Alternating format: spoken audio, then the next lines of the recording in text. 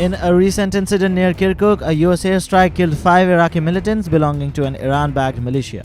These militants were preparing to launch explosives at US forces, as confirmed by the 3 Iraqi security sources. A US military official has described these strikes as self-defense against an imminent threat, targeting a drone staging site near Kirkuk on a Sunday afternoon.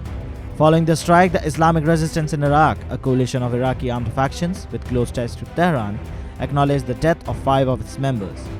The group vowed retaliation against US forces, claiming responsibility for several attacks on them throughout that Sunday.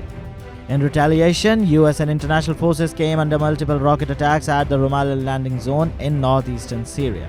Fortunately, there were no casualties or infrastructure damage reported, although the attacks were momentarily halted during the recent Israel-Hamas ceasefire, but they resumed afterward as the truce marked an abrupt end. The US responded in November with 2 series of strikes in Iraq, targeting Iran-aligned armed groups responsible for attacking their forces. These strikes resulted in the death of at least 10 militants affiliated with the shadowy militia Kataib Hezbollah and Iraq's Popular Mobilization Forces, a predominantly Shia Muslim armed institution. Iraq's government has also criticized the US actions, considering them escalatory and a violation of Iraq's sovereignty.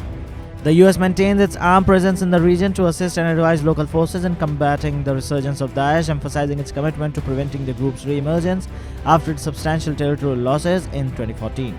Iraqi armed forces have launched more than 70 attacks against the US forces since October 17. These assaults are in response to the Washington's support to Israel during its airstrikes on Gaza. The United States has 900 troops stationed in Syria and 2,500 in Iraq. The primary mission, as stated before, is to aid local forces in preventing the resurgence of Daesh ISIS, which has seized significant territories in both countries in 2014 before its defeat.